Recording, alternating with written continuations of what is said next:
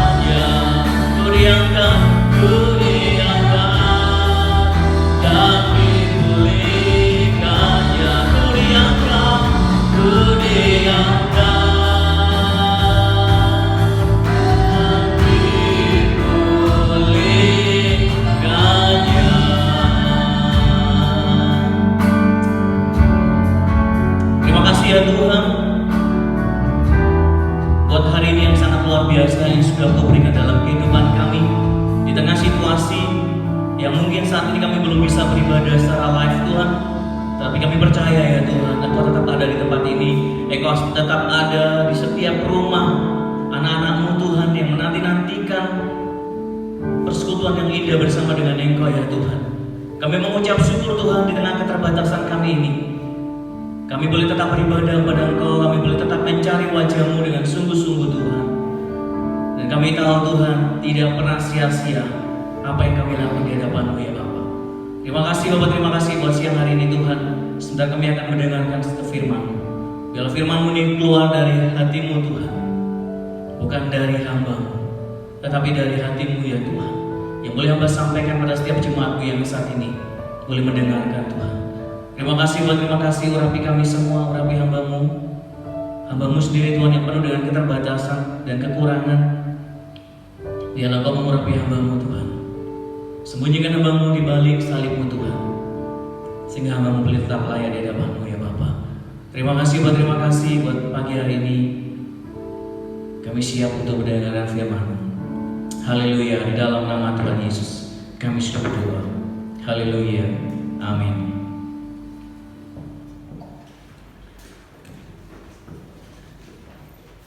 Ya, shalom semuanya, shalom yang ada di rumah semuanya. Biarlah sukacita dari Tuhan tetap ada dalam kehidupan kita masing-masing di rumah. Meskipun saat ini kita dalam keterbatasan, meskipun saat ini kita tidak bisa ibadah bersama-sama, tapi kita tetap percaya bahwa Tuhan tetap ada dalam kehidupan rumah tangga kita. Tuhan tetap ada dalam setiap hati anak-anak Tuhan yang sungguh-sungguh mencari Tuhan. Bukan menjadi sebuah halangan kita tidak bisa datang ke gereja saat ini. Ini adalah momen-momen yang baik ketika kita boleh datang bersama-sama dengan keluarga, membangun persekutuan di dalam rumah tangga, membangun persekutuan dengan anak dan istri, dengan keluarga setiap hari. Itu adalah poin yang penting hari-hari ini. Mungkin kita bisa bertemu setiap minggu sekali, tetapi yang lebih penting adalah bersekutu dengan keluarga setiap hari. Itu adalah menjadi doa kita bersama, keinginan kita semua, dan keinginan Tuhan dalam kehidupan kita. Amin, Bapak Saudara. Pada siang hari ini saya akan membawakan sebuah tema keluarga yang rukun. Ini adalah tema di bulan ini yang dipercayakan oleh Gembala Sidang kepada saya. Bapak Ibu Saudara, setiap keluarga menginginkan sesuatu yang keluarga yang rukun.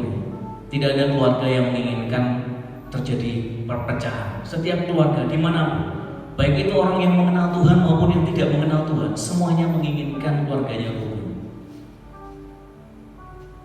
Tidak ada di sini dan tidak ada yang hadir di sini maupun yang mungkin saat ini di rumah menginginkan keluarganya berantem, kakak dengan adik, suami dan istri.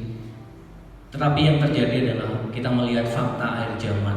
Bukan hanya akhir zaman, sejak mulai manusia diciptakan, kebencian, iri hati sudah dibangun, sudah muncul dalam setiap hati manusia. Ketika manusia jatuh dalam dosa, yang terjadi adalah anak melawan orang tua, adik melawan kakak, suami berantem dengan istri.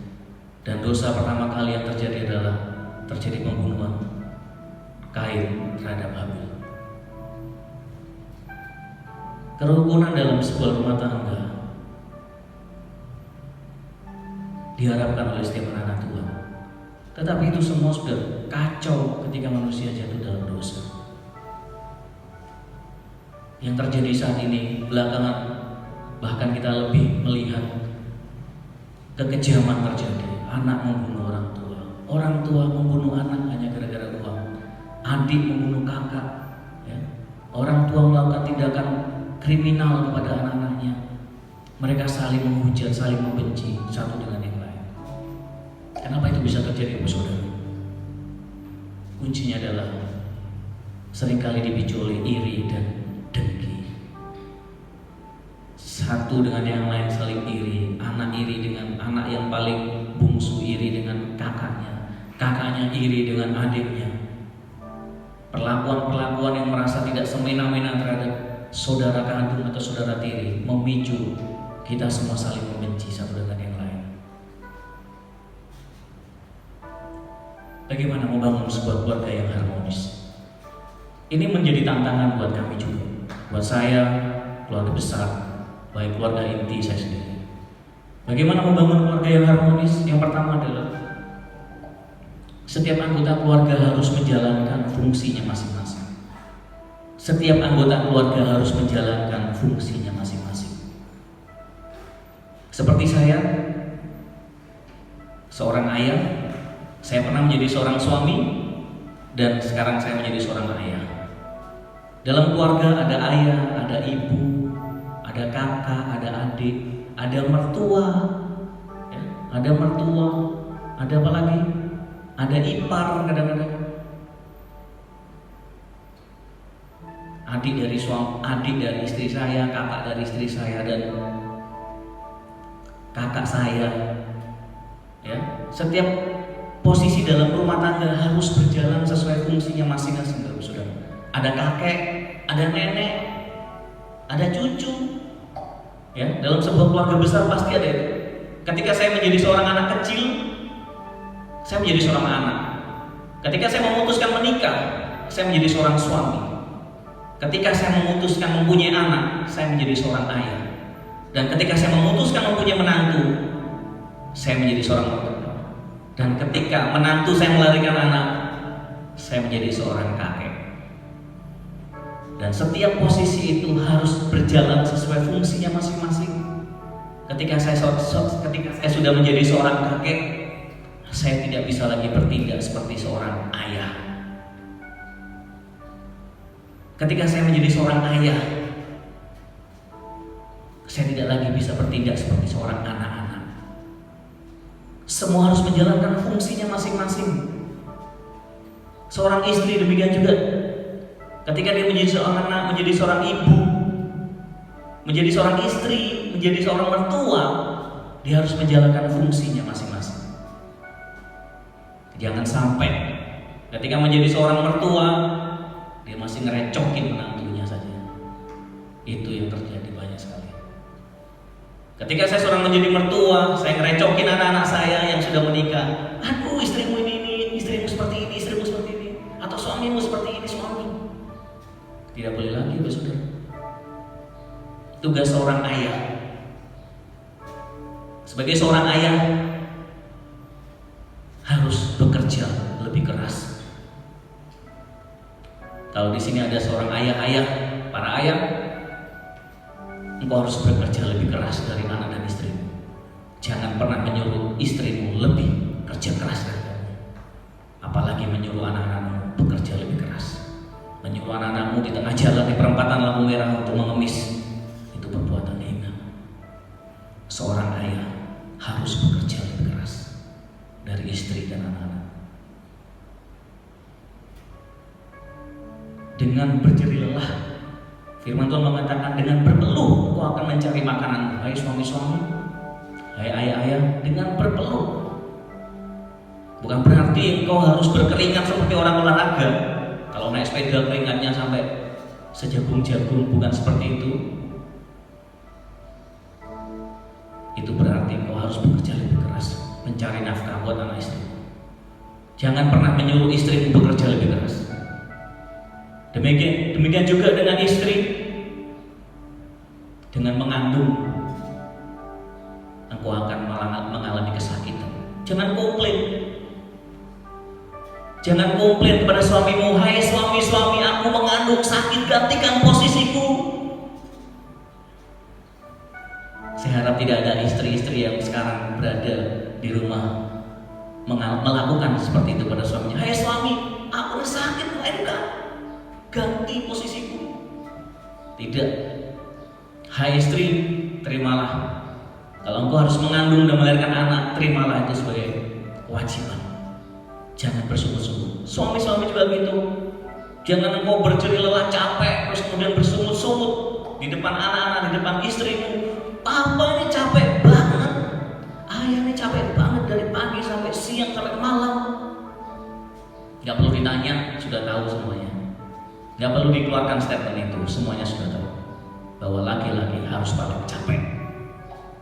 Kalau laki-laki banyak tidur, bertobat, ya. Dan para gadis-gadis, carilah suami bekerja keras, yang belum menikah khususnya. Seorang laki-laki akan mengambil tanggung jawab. Seorang laki-laki adalah seorang pemimpin. Seorang laki-laki adalah pengambil tanggung jawab. Seorang laki-laki adalah pengambil keputusan. Seorang laki-laki adalah imam dalam keluarga. Seorang laki-laki harus membesarkan anak, dan seorang laki-laki harus menjaga, memelihara, dan membangun kemandirian anak. Itu penting sekali. Hai para suami, para ayah, kalau engkau punya anak, bangun dia kemandirian. Jangan ketika mereka sudah menikah, engkau masih recokin. Ketika mereka sudah menikah, sudah punya rumah tangga baru, kalian masih recokin. Seorang suami, seorang laki-laki akan meninggalkan ayahnya dan ibunya dan bersatu dengan istrinya, sehingga keduanya menjadi satu daging. Ini berbicara masalah tanggung jawab. Seorang laki-laki yang sudah berani mengambil keputusan untuk menikah, ambil tanggung jawab. Jangan sedikit-sedikit lapor bapak. Berantem sama istri, lapor orang tua. Berantem sama suami, lapor sama mertua. Tidak lagi. Dan mertua, ingat, para kakek, para nenek, kalau engkau dilaporin, kalau engkau masih merecokin menantu, berarti engkau gagal mewariskan kemandirian buat mereka. Itu menjadi tanggung jawab semua para laki-laki dan orang tua, melahirkan kemandirian buat anak-anaknya. Ketika mereka siap masuk dalam rumah tangga yang baru, mereka benar-benar siap mengambil tanggung jawab. Seorang laki-laki harus mengambil tanggung jawab.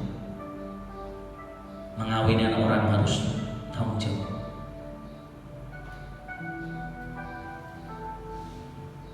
Itu yang diharapkan Tuhan buat kita. Setiap orang mengambil peran masing-masing. Tidak ada yang mengeluh satu dengan yang lain. Anak-anak juga gitu. Ketika engkau menjadi anak-anak,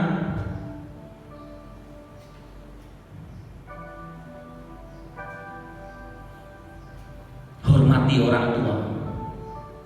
Ketika kau menjadi anak-anak, hormati orang tua. Jangan repotkan orang tua dengan kenakalan kita. Mungkin wajar bagi anak nakal, tapi jangan sampai merepotkan orang tua karena kenakalanmu. Jangan sampai sekolah memanggil engkau gara-gara kau nakal. Jangan sampai sekolah ngirim surat kepada orang tua gara-gara kita nakal. Hai anak-anak, hormati orang tua. Firman Tuhan mengatakan, hormatilah ayah dan ibumu. Efesus 6 ayat 1-3. Hai anak-anak, taatilah orang tuamu di dalam Tuhan, karena haruslah demikian. Hormatilah ayahmu dan ibumu. Ini adalah suatu perintah yang penting, seperti yang nyata dari janji ini, supaya kamu berbahagia dan panjang umurmu di bumi. Hai anak-anak, hormati orang tua, senangkan hatinya. Belajarlah sungguh-sungguh. Jadi anak-anak belajar sungguh-sungguh. Jangan banyak main game. Saya beberapa hari terakhir ini saya keras dengan anak-anak saya karena bermain game, karena WA yang tidak jelas. Saya keras dengan anak-anak saya sita HP-nya. Boleh tanya di rumah, Feli sudah tidak pegang HP hari ini, sudah seminggu. Saya sita HP-nya. Saya nggak peduli. Saya harus keras dengan anak-anak saya karena saya harus membangun kemandirian dengan mereka. Saya bilang sama anak-anak saya, papa punya tanggung jawab menjaga kamu sampai papa menyerahkan kamu ke suami yang sah. Jangan sekali-sekali mengecewakan papa. Saya tekankan itu pada Feli dan Bija. Menangis mereka. Saya bilang, papa punya tanggung jawab menjaga kamu sampai engkau mendapatkan suami yang sah. Papa harus menjaga kalian berdua, menjaga kekudusan kalian, kesucian kalian. Jangan pernah kenal dengan laki-laki sembarangan. Jangan pernah kenal dengan pria-pria yang tidak ada profilnya di WA, yang mengaku-ngaku pria, bisa jadi dia seumuran papa. Saya tekankan ke mereka berdua. Menangis mereka berdua. HP saya sita, diam. Itulah tanggung jawab kita sebagai orang tua. Kalau kita sudah bisa menempatkan masing-masing pada fungsinya, keluarga akan menjadi harmonis. Tidak ada yang berontak, tidak ada yang iri hati. Kita perlakukan anak-anak kita sama, semuanya sama rata, tidak pilih kasih.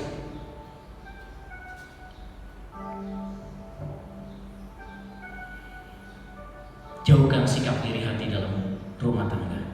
Yakobus 3:16, sebab di mana ada iri hati dan mementingkan diri sendiri, di situ ada kekacauan dan segala macam perbuatan jahat. Sikap iri hati dalam keluarga memunculkan kebencian, memunculkan sakit hati, yang ada malah membuat kita menjadi lemah, membuat kita menjadi tidak bergairah dalam keluarga, membuat kita menjadi tidak betah dalam rumah tangga, tidak betah di rumah. Hati-hati kalau anak-anak tidak betah di rumah, ada sesuatu. Ada sesuatu dalam rumah tangga itu. Faktor yang kedua, selain setiap anggota keluarga menjalankan fungsinya masing-masing, yang kedua adalah saling menguatkan satu dengan yang lain. Setiap anggota keluarga harus saling menguatkan satu dengan yang lain, saling tolong menolong. Yang kuat menopang yang lemah, yang lemah berjuanglah menjadi kuat, supaya suatu saat engkau akan menopang yang lemah. Jangan karena engkau lemah terus kemudian kau nyaman dengan kelemahanmu, tetapi berjuanglah supaya engkau menjadi kuat, hingga suatu saat engkau akan menolong yang lemah. Kalau engkau saat ini kuat, perhatikan anggota keluargamu, siapa yang lemah, bantu dia. Jangan menjadi iri hati. Memang dulu dia tidak mau bantu saya pada saat saya susah, sekarang saya nggak mau bantu dia. Jangan. Kalau engkau saat ini menjadi kuat, bantulah yang lemah. Kalau dalam satu keluarga yang paling kuat merasa menjadi lemah, bagaimana dengan yang paling lemah? Kalau seorang pemimpin dalam sebuah rumah tangga, kalau ayah yang kita anggap paling kuat dan ternyata dia merasa paling lemah, bagaimana dengan anak dan istrinya? Itu yang terjadi. Contohnya adalah bangsa Israel. Ketika Saul pemimpin gemetar melihat Goliat, yang terjadi adalah rakyatnya semua gemetar. Tetapi ketika Daud maju mengalahkan Filistin, mengalahkan Goliat, yang terjadi adalah rakyatnya bangkit dan mengalahkan Filistin. Ayah harus kuat. Para ayah, para suami itu harus kuat. Jangan kau kalau ditanya istri, aduh gimana ini keadaan susah, terus engkau bilang, iya susah, semua susah. Ketika orang yang paling kuat di antaramu merasa dirinya paling lemah, bagaimana dengan istri dan anak-anak? Saya harus sebagai seorang suami, saya harus kuat di depan istri. Saya nggak boleh tampak lemah di depan istri saya. Dan saya nggak boleh tampak lemah di depan anak-anak saya. Ketika saya lemah, mereka pun akan menjadi lemah. Saya harus tampak kuat dan saya harus kuat. Saya harus mengajar kepada anak-anak seperti itu. Tidak boleh kita merasa lemah. Yang terjadi adalah anak-anak dan istri akan ikutan lemah. Hai suami-suami, para ayah, jadilah kuat. Kuatkan dan teguhkan hatimu. Percayalah Tuhan akan menyertaimu dalam setiap masalah.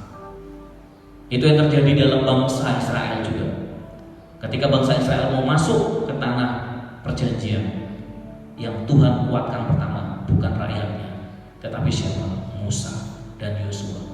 Tuhan kuatkan. Yosua, kuatkan dan teguhkan hatimu. Kenapa? Karena kalau pemimpinnya lemah, bawahnya ikut lemah. Kalau orang tua lemah, kalau ayah lemah, istri anak-anaknya ikut lemah.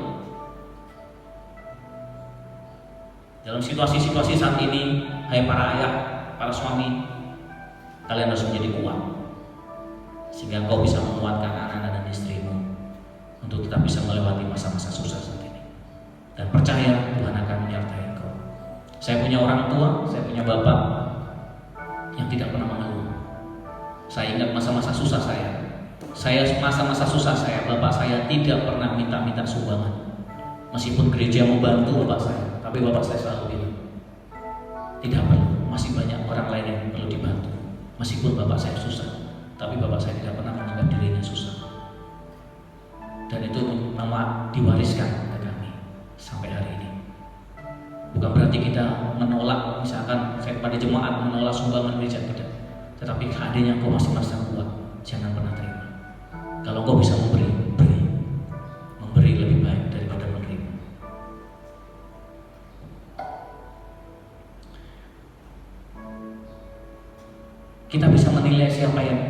lemah di antara kita. Yang lemah adalah mereka yang tidak bisa menjalankan fungsinya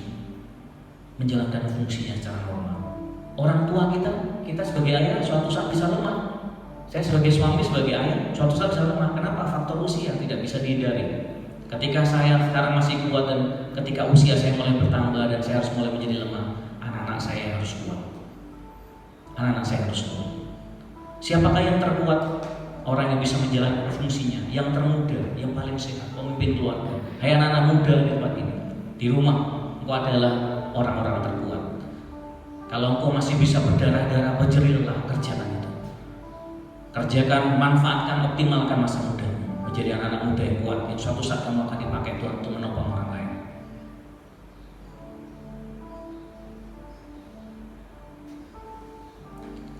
Dalam gereja,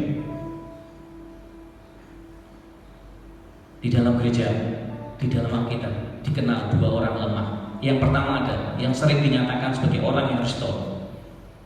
Yang pertama adalah fakir miskin, orang miskin, dan yang kedua adalah janda. Kalau kita hidup dalam lingkungan gereja, dua kategori itu yang sering kali dianggap harus kita tolong. Pertama adalah fakir miskin, yang kedua adalah janda. Ada saatnya kita sebagai orang tua, menjadi lemah. Tidak selamanya kita akan kuat secara fisik, tetapi roh kita harus makin kuat. Tetapi fisik kita mungkin tidak lagi seperti muda. Dan ketika kita sudah tua, saya sekarang punya orang tua. Saya punya ibu yang sekarang sudah janda. Ibu saya dulu kuat. Dia bisa keliling kemana-mana, jual rempeyek buat biaya kuliah anak-anaknya.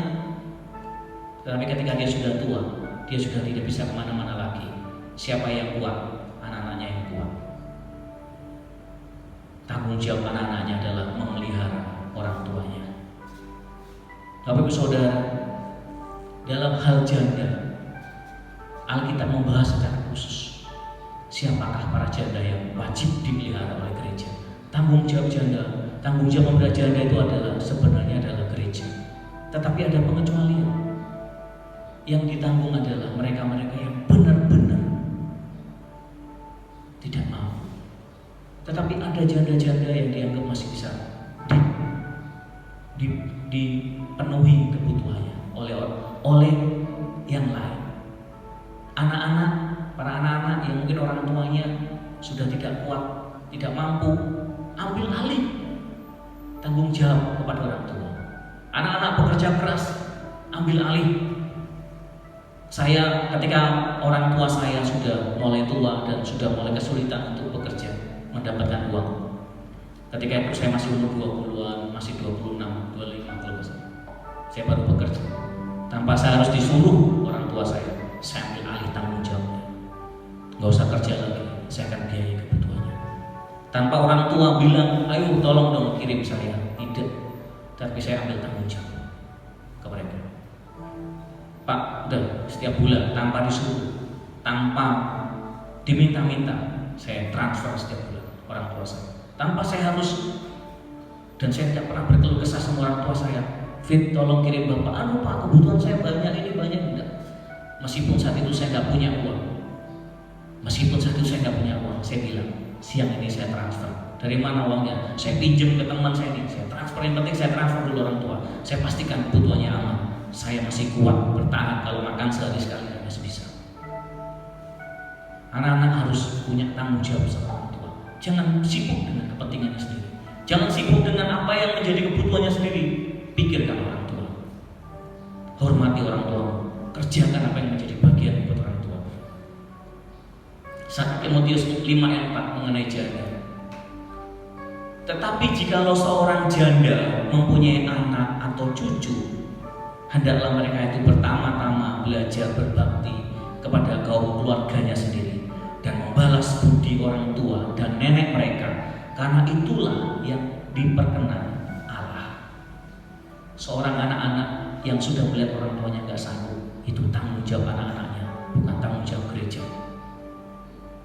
Orang tuamu yang kalau saat ini sudah gak punya, dalam masa-masa susah seperti ini, susah nyari uang, susah nyari pemasukan, hai anak-anak, yang saat ini menonton, itu tanggung jawab.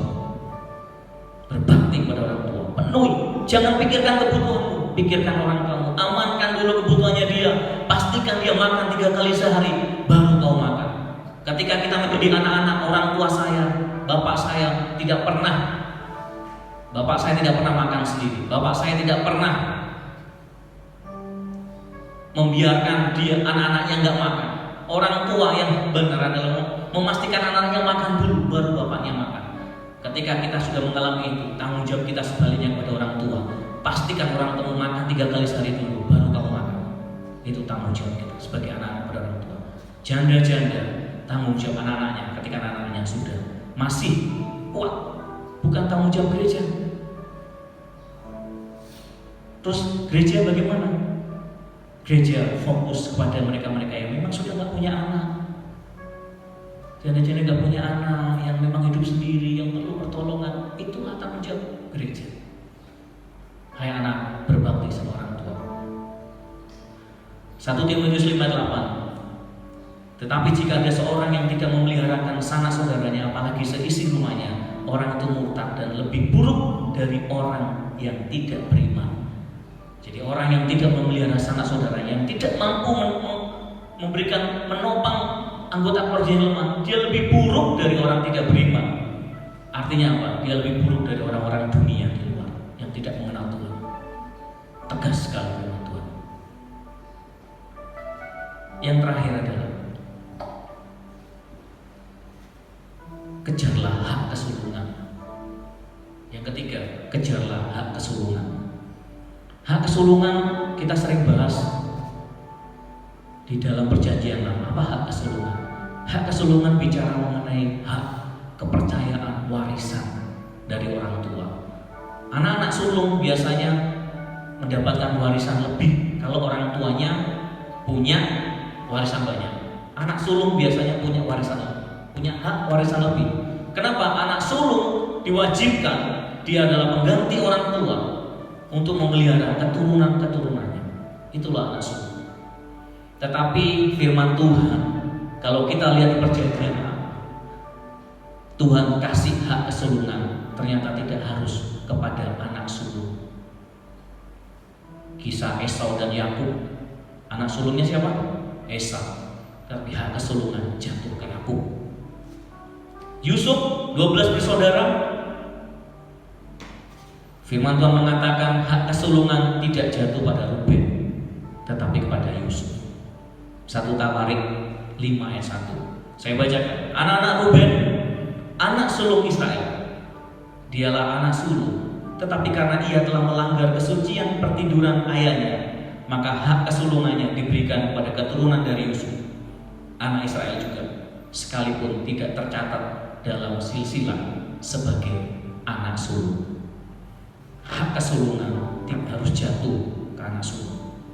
Meskipun engkau saat ini anak kedua, anak ketiga, anak bungsu, kejarlah hak kesulungan. Hak kesulungan bukan bicara mengenai berkat jasmani. Hak kesulungan bukan bicara warisan jasmani, bukan. Mungkin di perjanjian lama ya. Perjanjian baru hak kesulungan berbicara mengenai perkenanan kita di hadapan Tuhan. Yesus sudah menjadi anak sulung dari antara semua anak sulung. Dan kita yang mati di dalam Kristus, Tuhan inginkan kita juga menjadi anak sulung bagi Dia. Mencari perkenanan Tuhan, mengejar ketekunan dalam iman, mengejar ketaatan pada Allah lebih daripada orang tua, kepada orang tua, dan mengejar perkenanan Tuhan supaya kita beroleh bagian dalam kekudusan Allah. Mengejar kasih karunia Allah dan tidak memandang rendah kasih karunia Allah seperti yang sudah dilakukan oleh Esau. Kita anak Tuhan harus mengejar hak kesulungan supaya Tuhan percayakan kasih karunia dan anugerah dalam kehidupan kita. Kita mengejar itu. Tidak berlaku meskipun engkau saat ini bukan anak sulung, tidak berlaku. Kejarlah perkenanan Tuhan, berbicara mengenai mengejar kesulungan, hak kesulungan. Ketika engkau memiliki hak kesulungan, engkau akan dipakai Tuhan untuk memberkati saudara-saudara. Engkau mewakili ayah, engkau mewakili saudara-saudara dalam segala hal. Yakobus 1 ayat 17-18. Setiap pemberian yang baik dan setiap anugerah yang sempurna datangnya dari atas, diturunkan dari Bapa segala terang. Padanya tidak ada perubahan atau bayangan karena pertukaran. Atas kehendaknya sendiri Ia telah menjadikan kita oleh firman kebenaran supaya kita pada tingkat yang tertentu menjadi anak sulung di antara semua ciptaannya. Tuhan menginginkan kita semua menjadi anak sulung. Meskipun kita saat ini bukan menjadi anak sulung dalam hal jasmani, tetapi kita harus mengejar hak kesulungan di dalam keluarga kita. Hak kesulungan secara jasmani tidak menjamin itu ada dalam hidup kita meskipun kita anak sulung.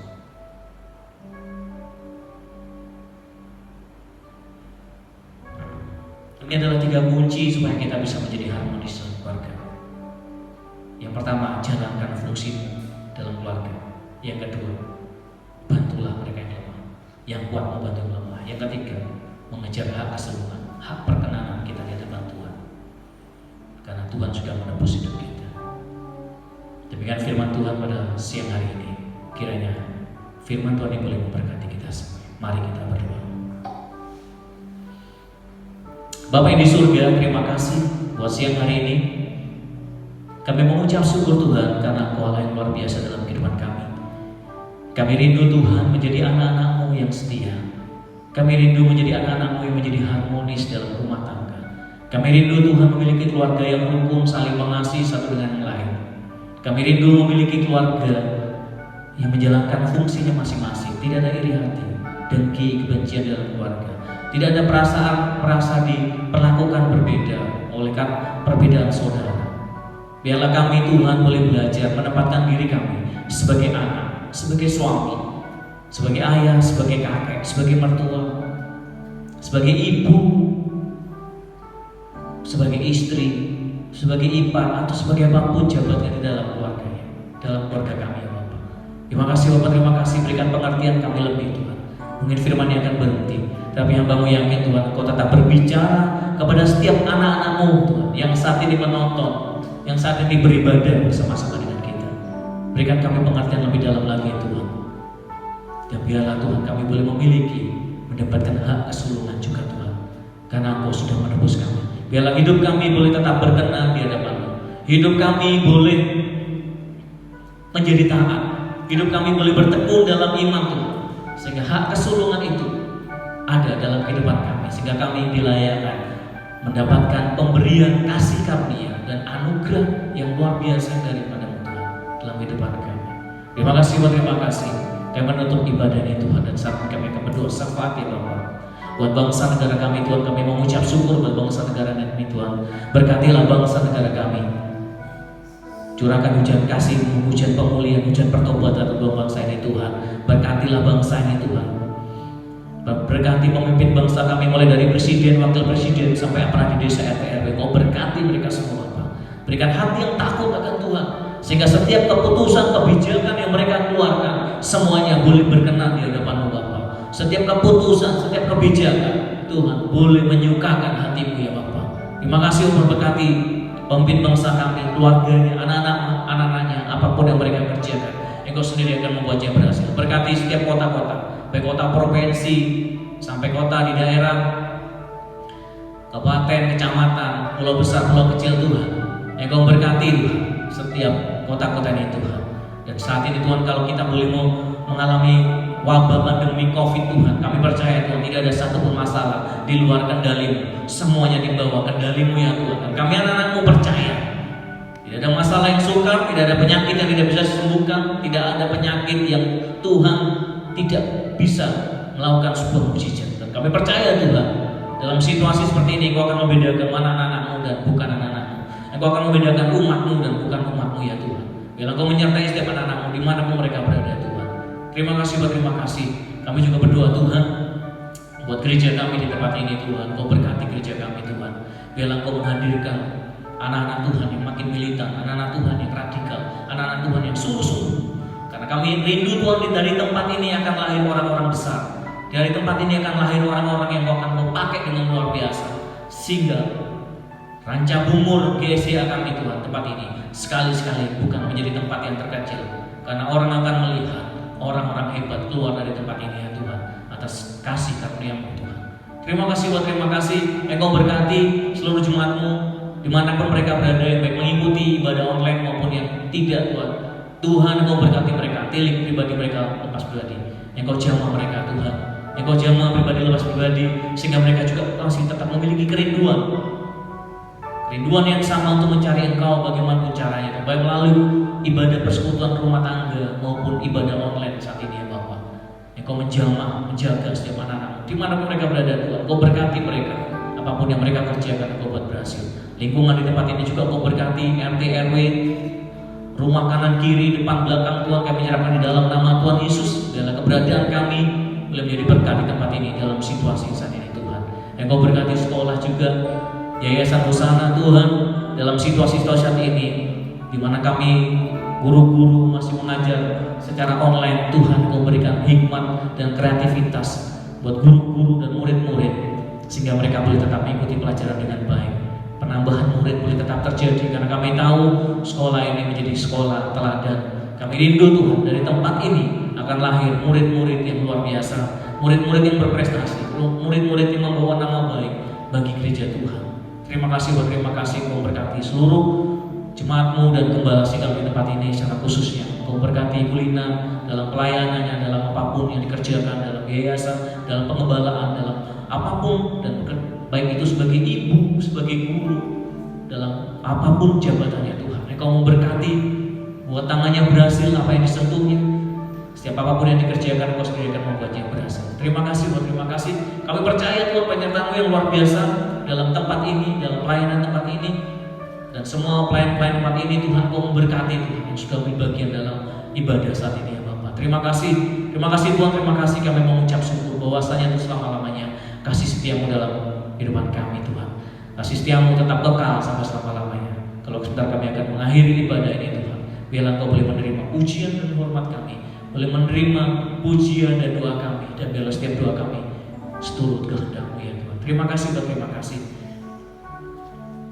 Bapa kami yang di surga, dikuduskanlah nama-Mu, datanglah kerajaan-Mu, jadilah kehendak-Mu di bumi seperti di surga. Berilah pada hari ini makanan kami yang secukupnya, dan ampunilah kami akan kesalahan kami, seperti kami juga sudah mengampuni orang yang bersalah pada kami. Dan janganlah membawa kami ke dalam pencobaan, tapi lepaskanlah kami daripada yang jahat, karena Engkau-lah yang mempunyai kerajaan dan kuasa dan kemuliaan sampai selama-lamanya. Amin. Sidang jemaat yang terkasih dimanapun Bapak Ibu Saudara, mari saya undang saudara untuk bangkit berdiri dan terimalah berkat Tuhan. Tuhan memberkati engkau dan melindungi engkau. Tuhan menyinari engkau dengan wajah-Nya dan memberi engkau kasih karunia. Tuhan menghadapkan wajah-Nya kepadamu dan memberi engkau damai sejahtera. Kiranya damai sejahtera Allah yang melampaui segala akal menguasai hati, pikiran, dan perasaan Bapak Ibu Saudara mulai hari ini sampai Maranatha Tuhan Yesus datang kembali. Amin. Shalom, selamat pagi, Tuhan Yesus memberkati.